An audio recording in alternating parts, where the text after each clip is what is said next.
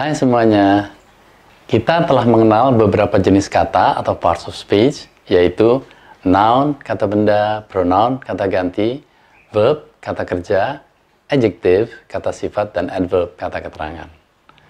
Setelah itu, kita juga telah berlatih agar tidak membuat kesalahan. Selanjutnya, kita akan mempelajari jenis kata lainnya, yaitu preposition atau kata perangkai, yang digunakan untuk merangkaikan atau menghubungkan noun atau pronoun dengan kata lainnya. Kita akan mulai dengan prepositions of time yang berhubungan dengan waktu. Sebelum memulai dengan prepositions of time, kita pelajari dahulu bagaimana keterangan waktu diucapkan dan ditulis dalam bahasa Inggris. Dalam video ini, kita akan mempelajari bagaimana kita menulis dan mengucapkan tanggal dalam bahasa Inggris. Good morning. Good morning, sir. Anak-anak, kita telah mempelajari tentang adverbs. Ada yang ingat ada berapa macam adverbs? Ya, Sean? Ada 5 macam, yaitu adverbs of manner, adverb of time, adverbs of place, adverbs of degree, dan adverbs of frequency. Ada yang bisa memberi contoh sebuah kalimat dengan semua jenis adverbs? Ya, Kayla. Jessica usually plays piano very beautifully for hours upstairs. Bagus sekali. Mari kita lihat kalimatnya di papan. Jadi tadi Kayla mengatakan, Jessica usually plays piano very beautifully for hours upstairs. Kita lihat di sini, usually adalah adverb of frequency, kemudian very itu adverb of degree, beautifully adverb of manner, hours adverb of time, dan upstairs adalah adverb of place. Jadi kalimat ini mengandung 5 jenis adverbs ya. Jessica usually plays piano very beautifully for hours upstairs. Very good. Anak-anak, di antara jenis-jenis kata atau parts of speech ada yang disebut preposition atau kata perangkai. Preposition adalah kata yang ditempatkan di depan noun atau pronoun yang digunakan untuk menghubungkan antara noun atau pronoun dengan kata-kata lain dalam suatu kalimat. Jadi ditempatkannya di depan noun atau pronoun. Ada 3 jenis prepositions, yaitu time prepositions, place prepositions, dan direction prepositions. Prepositions of time adalah kata perangkai yang digunakan untuk waktu. Misalnya jam, tanggal, hari, bulan, musim, itu prepositions of time. Prepositions of place adalah kata perangkai yang berhubungan dengan tempat. Sesuatu tempat atau tempat seseorang. Sedangkan prepositions of direction menunjukkan kemana atau di mana menempatkan sesuatu. Ya, kalau jadi prepositions of time hubungannya dengan kapan, kalau prepositions of place di mana, sedangkan prepositions of direction ke mana ya. Nah, sebelum membicarakan waktu, mari kita lihat terjemahan dari angka-angka. 1, 1, 2, 3, 4, 5, 6, 7, 8, 9, 10 itu telah kita pelajari sebelumnya. Begitu juga 11, 12, 13 sampai 20. Nah, selanjutnya 21 itu 21, tinggal disambung saja antara 20 dengan 1, menjadi 21. Dan angka-angka 21 sampai 99 itu diberi hyphen di antara kedua katanya. Jadi 20-1. Itu supaya menunjukkan 20 dan 1 itu menjadi satu kesatuan angka. Bukan 20 apalagi yang lain gitu. Jadi untuk menunjukkan satu kesatuan itu harus diberi hyphen ya. Jadi 21, 22, 23, 24 dan seterusnya. Kemudian 30 itu 30. Jadi kalau 20 itu 20, 30 itu 30. 31, 32, 33 dan seterusnya. Lalu 40 itu 40. 50 itu 50 ya. Jadi FIF ya, FIF ya, 50. Dari 5 menjadi 50.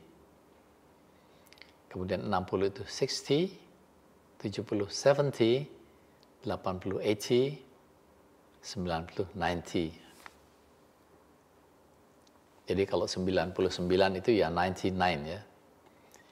Nah, setelah itu 100 itu 100, 101 101, 102 102 dan seterusnya. Kemudian kalau dengan puluhan 200 menjadi 236 adalah 236 ya, 236. 1000 itu 1000. Jadi kalau misalnya 1201, 1201 ya. Itu angka-angka. Jadi karena kita sudah mengenal angka 1 sampai 20, jadi selanjutnya nggak terlalu sulit ya, tinggal disambung-sambung saja, 22, kemudian 78 misalnya, 70 dengan 8 ya, 78, 78. Nah, dalam bahasa Inggris, apabila kita mengatakan tanggal, kita mengatakannya bukan tanggal 3 atau tanggal 4, tapi tanggal kesekian. Kita sebutnya ordinal numbers. Misalnya tanggal pertama, bukan tanggal 1 atau cardinal numbers. Jadi, tanggal itu kita menggunakan ordinal numbers, yaitu tanggal kesekian. Ini kita pelajari dulu ke itu. Pertama itu first, ditulisnya 1 ST, bacanya first. Kedua itu second, ditulisnya 2 dengan ND.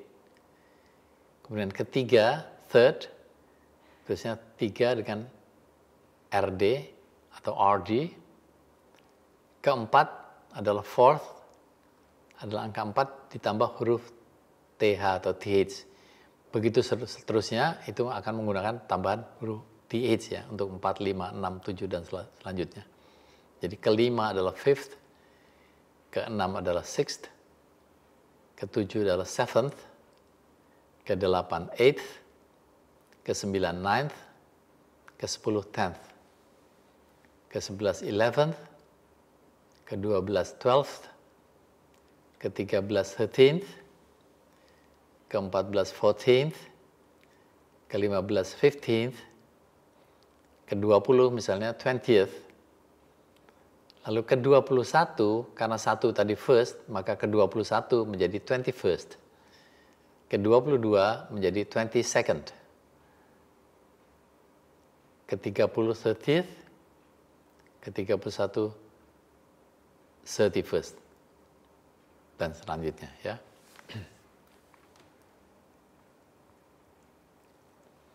Lalu pengucapan tanggal.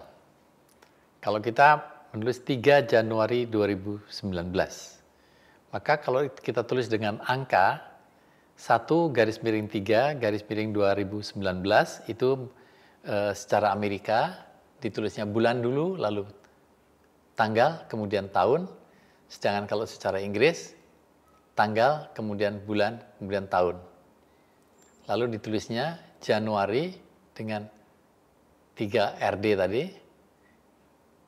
2019 ditulisnya January 3rd 2019, tetapi kita membacanya pakai the, jadi ditulisnya Januari 3 RD 2019, tapi kita membacanya January the 3rd 2019 ya, January the 3rd 2019, atau the 3rd of January 2019, hari ketiga Januari tahun 2019. Jadi misalnya 10 April 1948, ditulisnya 4 garis miring 10 garis miring 1948, atau bisa juga ditulis April 10 TH 1948, dibacanya April the 10th 1948, atau the 10th of April 1948.